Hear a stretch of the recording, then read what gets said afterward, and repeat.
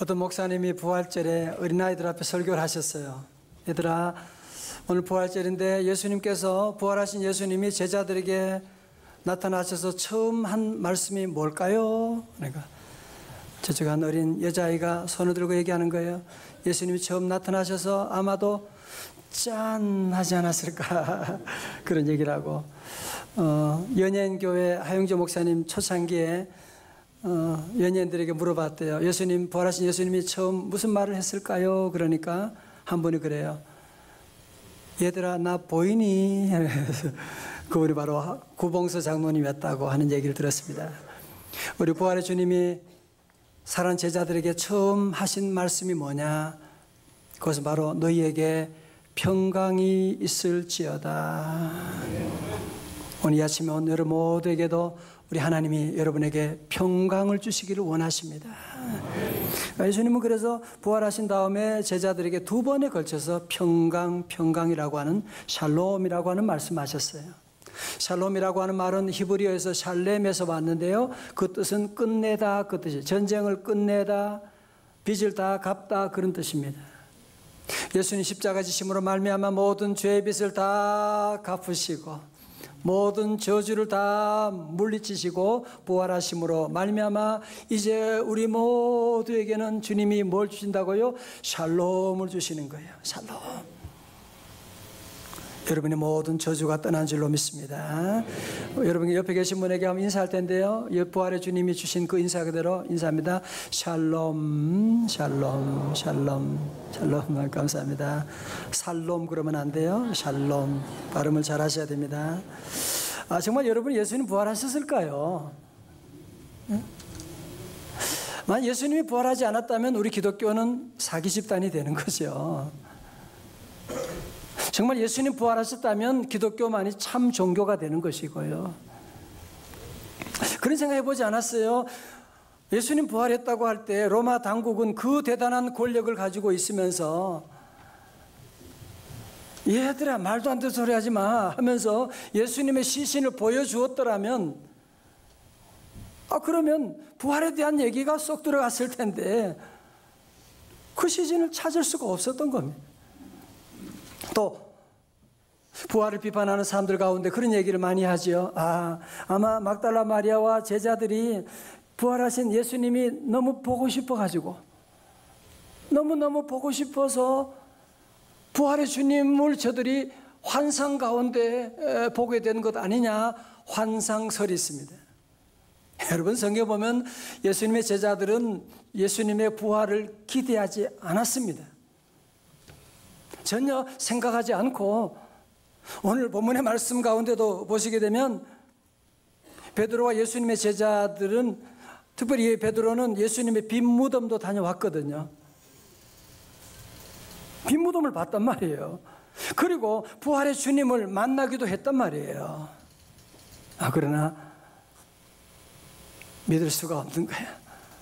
그러니까 오늘 지도 여러분 보여줬지만, 그는 예수님 부활하셨다고 하는 예루살렘에서 어디로 저 북쪽에 있는 이 디베랴 호숫가 갈릴리 바다라고 하는데 거의 한 130km가 되는 거예요. 도보로 가면 한 6일 정도 걸린다고 해요. 저들은 그곳으로 낙향하면서 이제 예수님도 돌아가셨는데 이제 우리는 옛날 어부나 해먹고 살자, 그러면서 그 디베랴 호숫가로 저들이 올라가게 되었습니다. 여러분, 베드로 하면 생각나는 단어가 하나 있지 않으세요? 실수. 그래서 베드로는 참 인간적이고, 그래서 우리가 베드로를 통해서 참 많은 은혜를 받는 이유가 어디냐 하면, 우리도 실수를 너무 많이 하니까. 예수님 부활을 믿습니다, 부활을 주님 만났습니다 하고 하면서도 다시 옛날로 돌아가려고 하는 그런 모습이 우리 안에도 많이 있잖아요. 그죠? 자, 오늘 여러분 놀라운 일이 시작되는데요, 우리 부활의 주님이 어떻게 하느냐, 21장 1절입니다. 다 같이요. 21장 1절 시작. 그 후에 예수께서 디베랴 호수에서 또 제자들에게 나타나셨으니 나타내신 일은 이러하니라. 아멘. 여러분, 여기서 또라고 하는 부사가 참 중요해요. again이라고 하는. 무슨 말이에요? 예수님이 부활하신 예수님 제자들 그 전에 2번씩 만났거든요. 그럼에도 불구하고 저들은 믿지 못하고 다시 디베라 호숫가에 물고기 잡으러 가는 것 보고 우리 주님은 한심하다고 야단치는 것이 아니고 또 주님이 저들에게 나타나셨다고 하는 사실. 그렇습니다. 부활의 주님은 오늘 우리에게도 또 나타나시는 줄로 믿습니다. 부활의 주님은 그래서 또 오세요. 또 오시고 우리가 낙심하고 절망할 때도 다시 찾아오시는 부활의 주님. 이 당시에 12제자 가운데 7명이 베드로와 함께 있었습니다. 2절에 보니까요. 3절에 보니까 베드로가 나는 물고기 잡으러 가노라고 하니까 다른 제자들도 나도요 같이 다 따라가는 거 있지요. 앞을 보세요. 여러분, 여기서 지금 제자들의 비참한 모습 가운데 한 가지는 뭐냐면 자신들 안에 있는 패배주의 의식이에요. 패배의식이라는 거. 베드로가 나는 물고기 잡으러 가겠다고 하니까 다른 사람들이 따라가는 거 보세요. 여러분, 그래서 패배의식은요 전념성이 강합니다. 조직의 리더가 패배의식을 가지고 나는 안 돼, 못해 계속 그러면 거기에는 모든 조직원들이 전부 다 나도 못해, 안 돼. 엄마 아빠가 계속 부정적인 얘기하고 패배의식 가운데 있는 부모들은 자녀들 볼 것도 없어요. 마찬가지로 패배의식에 다 빠져 있는 거예요. 여러분, 패배의식이 위험한 이유가 뭐냐면 패배의식은 몰라요? 패배를 가져오는 거예요. 자, 오늘 본문의 말씀 보세요. 3절도 보면 시몬 베드로가 나는 물고기 잡으러 가노라 하니 그들이 우리도 함께 가겠다고 나가서 배에 올랐으나 그날 밤에 어떻게 됐어요? 아무것도 잡지 못하였더니. 이상하게 그날 밤에는 피레미 한 마리도 안 잡히는, 아무것도 잡지 못하고 빈 배로 아침을 맞이하게 된 것입니다. 성도 여러분, 혹시 여러분 빈배라고 하는 빈배를 경험해 보신 적 있으세요? 내가 그렇게 열심히 벌었는데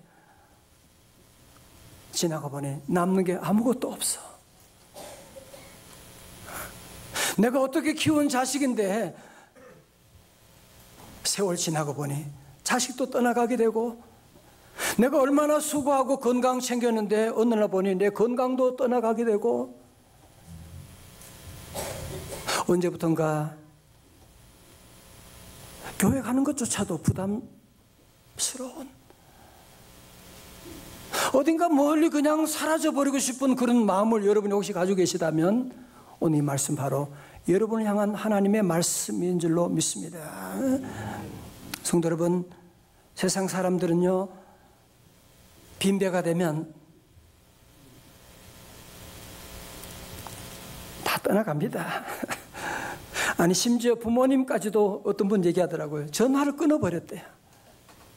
부모님도 그렇게 빈배가 되면 다 무시합니다. 루저가 되면 모두가 그 곁을 떠나갑니다. 그러나 우리 예수님이 좋은 이유가 무엇이냐면 예수님은요 도리어 빈배에 찾아오시고 루저 같은 우리들을 찾아오시는 주님이시고 실패한 곳에 오셔가지고 성공의 놀라운 축복을 열어주시는 분이기 때문인 줄로 믿습니다. 4절 보세요. 날이 새어갈 때 예수께서 바닷가에 서셨으나 제자들이 예수이신 줄 어떻게 해요? 알지 못하는지라. 얼마나 한심한 제자들이에요. 부활의 주님이 오셨는데도 불구하고 예수님을 알지 못하였더라. 여러분, 이쯤 되면 어떻게 해야 돼요? 너무너무 화가 날 수가 있죠. 그러나 부활의 주님은 그들을 떠나지 아니하시고 다시 찾아오시고 친절하게 말씀하시는 거예요. 5절에 예수께서 이르시되 얘들아, 영어 성경에는 friends라고 말하고 있죠. 얘들아, 너희에게 고기가 있느냐? 대답하되 없나이다. 여러분, 그 노련한 어부들이 7명이나 밤새도록 물고기를 잡으려고 했는데 한 마리도 잡았지 못했다.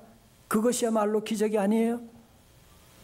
그러나 기쁜 소식은 인간의 실패는 하나님의 승리의 자리가 되는 줄로 믿습니다. 자, 이제 놀라운 눈을 크게 뜨시고 보세요. 부활의 주님이 어떻게 저들을 빈배를 어떻게 채워나가시는지 보시자 말이에요. 6절의 말씀입니다. 다 같이요, 시작. 이르시되 그물을 배 오른편에 던지라, 그리하면 잡으리라 하시니 이에 던졌더니 물고기가 많아 그물을 들 수 없더라. 아멘. 여러분, 앞에서 그랬죠. 베드로는 부활의 주님을 알아보지 못했어요. 그러나 그분의 하시는 말씀에 순종했어요. 이에 던졌더니. 그때 물고기 하나도 잡지 못했었나요? 아니에요. 부활의 주님을 제대로 알아보지도 못했지만 그러나 순종하고 이에 던졌더니 고기를 얼마나 많이 잡게 되는지. 몇 마리 잡았느냐? 11절로 보니까 큰 물고기만 헤아려서 시몬 베드로가 올라가서 그물을 육지에 끌어올리니 가득히 찬 큰 물고기가 몇 마리? 153마리라. 이같이 많으나 그물이 찢어지지 아니하였더라. 다 같이 아멘. 여러분, 모나미를 만드신 그 회사 송삼석 장로님은 그 절망 가운데, 좌절 가운데 기도하면서 하나님 말씀을 펴고 오늘 이 말씀을 펴게 된 거예요. 아멘으로 받아들인 거예요. 아멘. 그렇습니다. 하나님, 제가 볼펜을 만들어서 주의 영광 위에 살겠습니다. 그러면서 모나미 153, 모나미가 나의 친구라는 말이잖아요. 모나미 153을 만들고, 하나님, 제가 이것을 앞으로 세계 50억 자로 팔게 해주시고 주의 영광 드러내게 해달라고 기도하면서 세계적인 그런 볼펜 회사가 되게 된 거예요. 오늘 여러분들 이 말씀 들을 때 부활절에 하는 말씀이다 생각하지 말고, 주님, 제게도 153의 복을 내려 주옵소서. 부활의 주님이 함께하면 여러분도 이런 놀라운 기적이 일어나게 될 줄로 믿습니다. 또 이 말씀 보면서 놀라운 깨달음이 있었어요. 그게 뭐냐? 그물이 찢어지지 아니하였더라는 거예요. 여러분, 세상의 복은 시간이 지나면 그물이 찢어지는 거잖아요. 대통령도 시간 지나니까 그물이 다 찢어지던데요. 재벌도 그렇고. 하나님의 자녀의 복은 그렇지 않습니다. 하나님이 주신 복은요, 그물이 찢어지지 아니하는 복을 주세요. 어떻게 이런 복이 가능했냐고요? 오늘 중요한 키워드가 어디냐? 6절의 말씀, 이에 던졌더니. 이에라고 하는 단어가 중요해요. 다 같이 이에 던졌더니. 영어로 when they did라고 나오고 있어요. 여러분, 누가 보면 5장 5절에도 마찬가지였거든요. 베드로가 예수님을 처음 만났을 때 그가 예수님이 누군지를 몰랐어요. 5장 5절에 시몬이 대답하여 이르되, 선생님, 우리들이 밤이 맞도록 수고하였으되 잡은 것이 없지만은 말씀에 의지하여 내가 그물을 내리리다 하고. 여러분, 그렇습니다. 여러분이 부활절을 30번 지난다고 할지라도, 부활의 주님을 만났다고 할지라도 이해가 없으면 여러분의 삶에는 153의 만선의 복은 없는 것입니다. 오늘 교회 처음 왔을지라도, 오늘 세례받는 성도들 가운데 이 말씀 들으면서, 주님, 그렇습니다. 주님 말씀 선포될 때 아멘, 이에 던졌더니, 그러면 만선의 놀라운 축복, 그물이 찢어지지 않은 놀라운 축복을 내려주실 줄로 믿습니다. 설교노트 제가 5번에 기록했는데요. 캐나다의 메리스 마을에서 가난한 집 아들로 태어나 물방앗간에서 심부름을 하던 깁슨이라고 하는 사람이 후에 크게 성공하여 삼림만 20만 에이커, 철도 280마일을 소유한 세계적인 대부호가 되었습니다. 한 기자가 그에게 부자가 되는 비결을 물어봤대요. 그러자 그는 나의 성공 비결은 첫째로 술을 먹지 않는 것, 둘째는 수고하는 것, 고생하는 것을 싫어하지 말고 열심히 일할 것, 셋째는 하나님을 믿고 만사를 의심하지 말 것인데, 이 세 가지 비결이 오늘의 나를 있게 한 것입니다. 그때 기자가 듣고 하는 말이, 아이, 그거야 누구나 다 알고 있는 건데 뭘. 그때 이 깁슨이 얼굴에 정색을 하면서 얘기합니다. 알고 있다고 하는 사실은 그렇게 중요한 일이 못 됩니다. 누구나가 다 아는 하찮고 사소한 일이라도 그것을 실천하지 않는다면 무슨 소용이 있겠습니까? 그렇습니다. 성도 여러분은 부활의 주님이 여러분과 함께 하십니다. 성도들은 늘 부활의 주님이 말씀하시면 오늘 말씀처럼 6절의 말씀처럼 이에 던졌더니, 예배 매 시간마다 주의 종을 통해 선포되는 말씀 듣고 이에 순종하였더니, 그러면 우리 주님의 놀라운 만선의 복이 우리 모두에게도 임할 줄로 믿습니다. 오늘 제가 부활절에 특별히 종이를 하나 가지고 나왔어요. 여러분 여기 보시면 ILK라고 하는 단어가 있는데요, 여러분 여기 앞에다가 어떤 한 단어를 여러분이 선택해서 넣을 수가 있어요. 통계적으로 배고플 때는 통계적으로 조사하게 되면 여기에 사람들이요 M자를 넣는데요. 밀크, 우유를 넣고, 또 배가 부른 사람들은 많은 사람 주로 보면 S를 넣더래요. 실크라고, 비단이라고 하는 그런 글자를 넣었다. 그러면서 이어령 박사님은 그런 얘기합니다. 우리 인생이라고 하는 것은 무엇이냐? 인생은 결국은 빈칸 메우기와 같다고 말하는 거예요.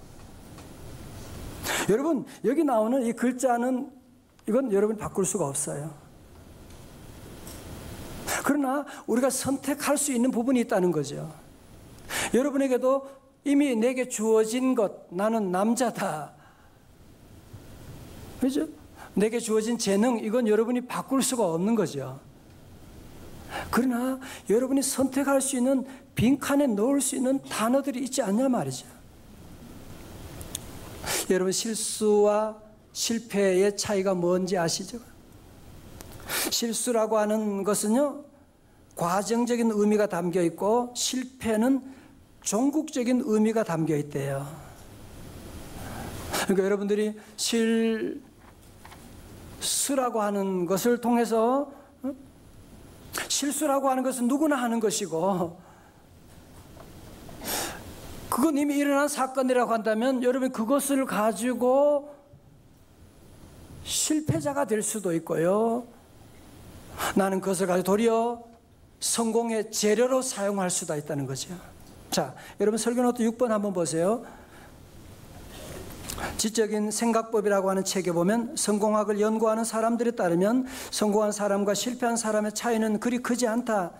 실패한 경우에 95%는 처음부터 잘못되어서 실패한 것이 아니라 성공의 고지를 바로 눈앞에 두고 포기했기 때문이다. 조금만 더 참고 기다리면 100도씨가 되어 끓기 시작할 텐데 마지막 순간을 참지 못한 것이다. 경영학의 대가인 피터 드러커는 이렇게 말했습니다. 뛰어난 사람일수록 잘못이 크다, 잘못이 많다. 그만큼 새로운 것을 시도하기 때문이다. 한 번도 잘못해 본 적이 없는 사람, 그것도 큰 잘못을 저질러 본 적이 없는 사람을 윗자리에 앉게 해서는 안 된다. 잘못을 저질러 본 적이 없는 사람은 평범한 사람으로서 어떻게 잘못을 발견하며 어떻게 조기에 고칠지를 알지 못하기 때문이다. 여러분, 실수가 나쁜 게 아니에요. 실수를 많이 하셔야 돼요. 실수 가운데 포기하지 말고. 문제는 뭐냐면 작은 실수를 큰 실패로 받아들이는 것이 문제라는 거예요. 여러분 보세요. 여러분, 베드로는 예수님을 부인하고, 그리고 물고기 한 마리도 잡지 못하고, 나는 실패한 인생이야 라고 할 수도 있지만, 베드로는 뭐라고요? 실수로 여기고 다시 주님에 의지하여 일어서게 되는 위대한 사도가 되었어요. 그러나 가룟 유다는 어떻게 해요? 예수님을 은삼시에 팔고, 그럴 수도 있지요. 회개하면 될 텐데 그 실수를 뭐로 받아들이고 실패로 받아들이고 자살하여 그 인생을 망쳐버리고 말게 된 것입니다. 여러분은 무엇을 선택하시겠습니까? 어제 교회 사택 땅을 골고 땅 밟기 기도하고 이제 교회로 오는데 보니까, 거기 보니까, 오다가 보니까 진달래가 전 처음 봤어요. 우리 여기서 진달래가 활짝 피어 있는 모습을 보고 너무 놀랐어요.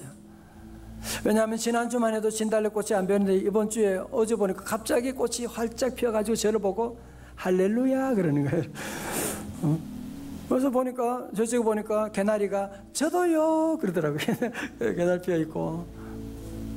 성도 여러분, 지난 겨울만 해도 그곳에 아무것도 보이지 않았어요. 죽은 듯한 나무밖에 없었어요. 그러나 꽃이 피는 거 보세요. 이 고양시 파주시에 얼마나 아름다운 꽃이 이제 만발하게 될 터인데, 자 보세요. 우리 주님은 모든 자연 만물의 부활이라고 하는 내용을 다 써놓으셨어요. 부활의 현상을 보면 여러분이 부활을 알 수가 있잖아요. 이제 우리 모든 성도들은 오늘 부활절 하루만이 아니라 우리의 삶 가운데 주님이 나와 함께 하시기 때문에 이제 우리 성도들은 글자를 잘 선택하셔야 돼요. 여러분에게 어려움이 있다, 문제가 있다, 그거 바꿀 수가 없앨 수가 없잖아, 그죠? 그러나 여러분이 믿음으로 이것을 통하여 도리어 일어설 수 있는, 나는 그래서 승리할 수가 있는 길이 있는 것이고, 주님이 없이 살아가면 도리어 좌절하고 절망할 수도 있는 것입니다. 우리 성도 여러분은 가룟 유다처럼 실패라고 쓰시겠습니까? 아니면 베드로처럼 실수라고 쓰시겠습니까? 이제 우리 모두 부활의 주님이 우리와 함께 하시는데, 예수 믿는 사람은 자기 보는 사람 아니에요.